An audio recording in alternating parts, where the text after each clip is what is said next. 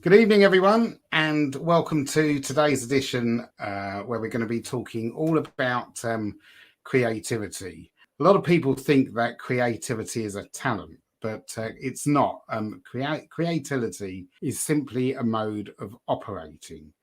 And when you're running a business, you're going to get challenges, you get problems, and you have to think about your business, you have to think about your strategy, you have to think about the future of the business, the direction that you want to take the business in, and think about your business plan. So it's really important that you spend time thinking about what you want to do and being creative, having quality creative time to actually plan your future, plan your actions. So let's share my presentation with you. So there are two modes of operation. Firstly, there's the closed mode, and this is when you have a purpose. You're working on something specific. Often you will be in closed mode when you're working. You've got jobs, you've got tasks, things that you need to do. That's where your focus is.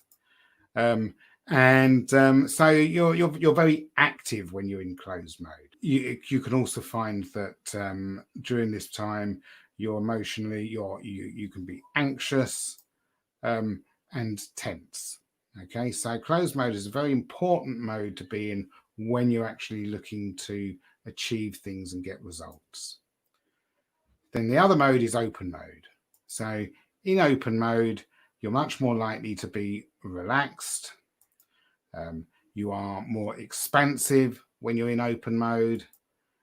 You don't really have you're not concentrating on a purpose. You don't have a real defined objective at that time.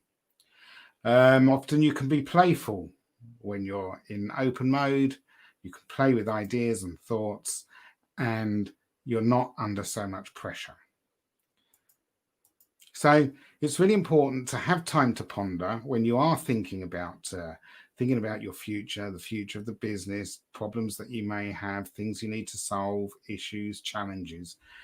It's important that you take that time to ponder, and you create you create your pondering time when you're in open mode. And then once you've done your pondering and you've come up with some solutions, then the time to implement is when you revert back into closed mode.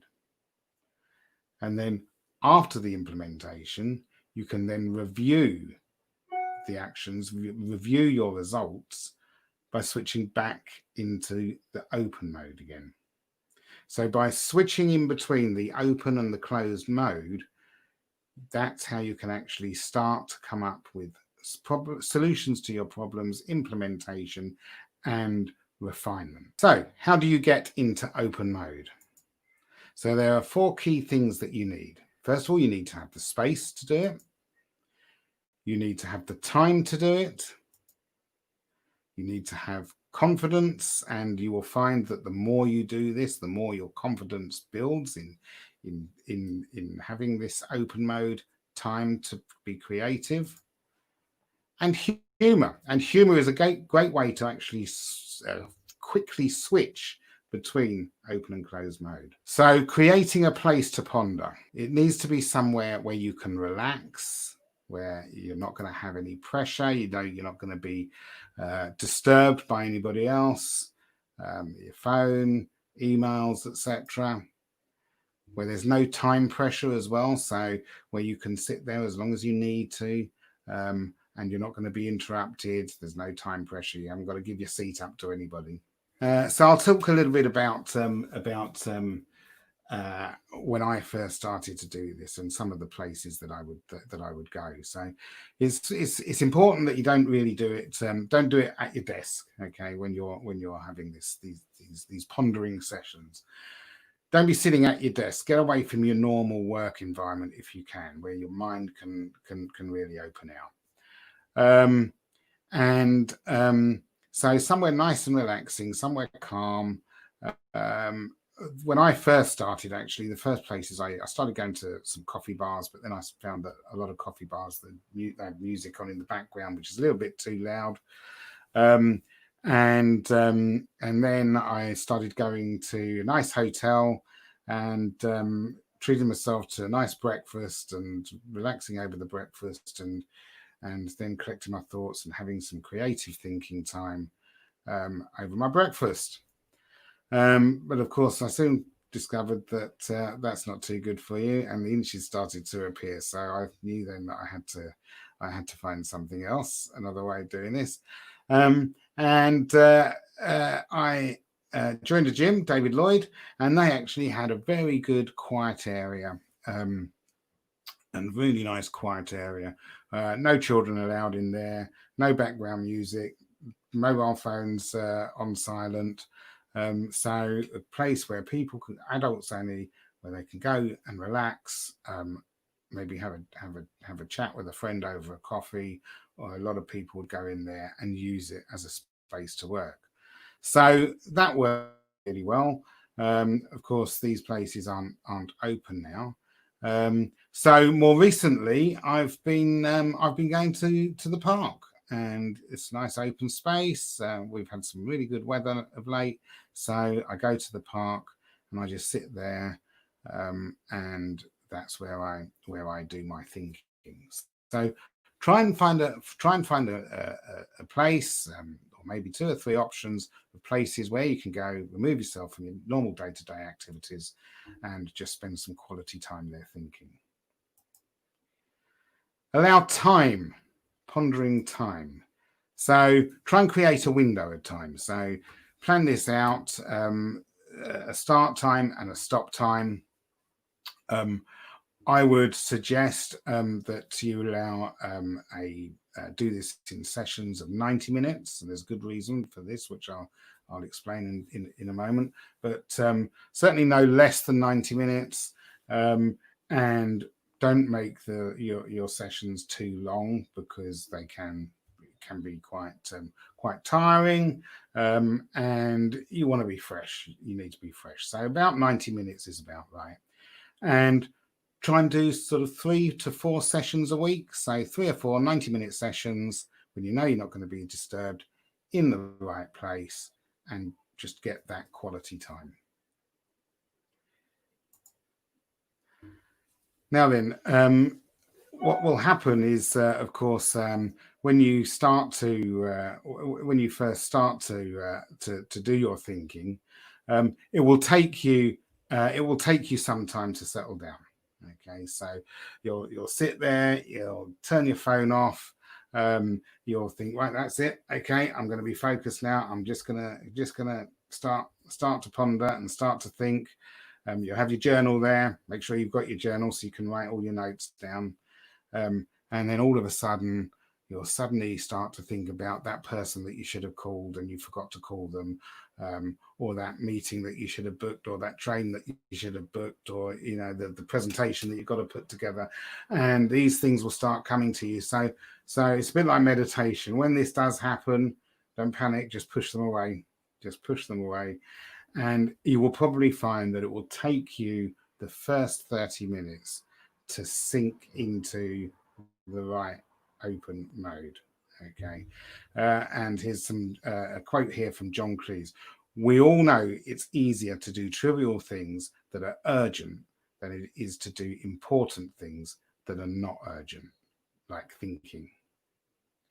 And it's also easier to do little things we know we can do well than to start on big things that we're not sure about. So, that's why it's very easy to get distracted. It's very easy to get distracted into these trivial things that are urgent. You just got to park them. You just got to park those and make sure you spend this 90 minutes just on thinking.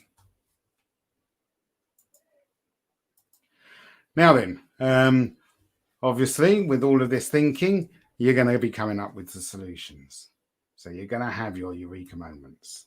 You'll be coming up with some great ideas for your business, things that you can be doing with your business, new lines you can introduce, new products, new services, new way of doing things.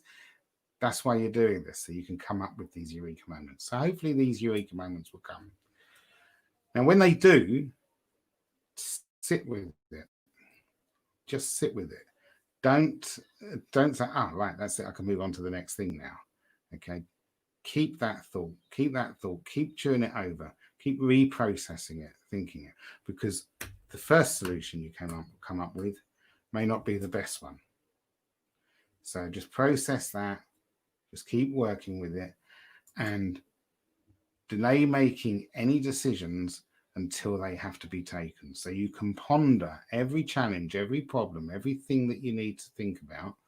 You can ponder it for as long as possible. And you may come up with lots of different solutions, lots of different ways of doing things.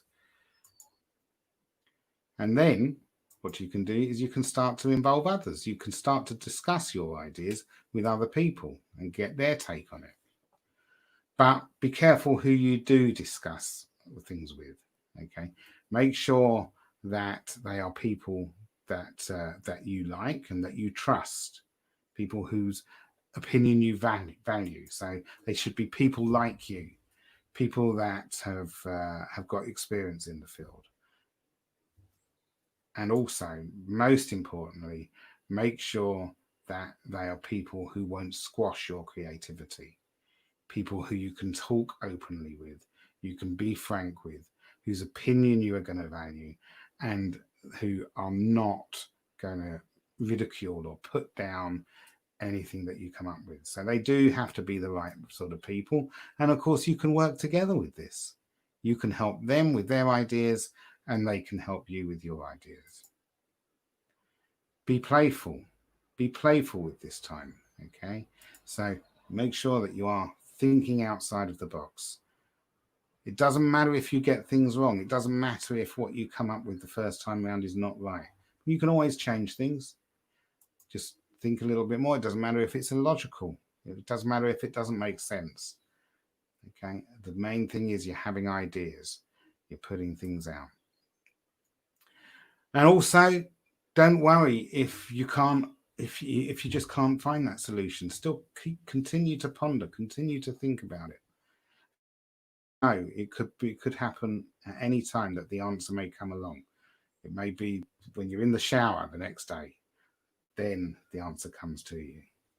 So there we are. So I hope you've enjoyed. This tonight. What we've been discussing. If you have, then please do subscribe to my channel.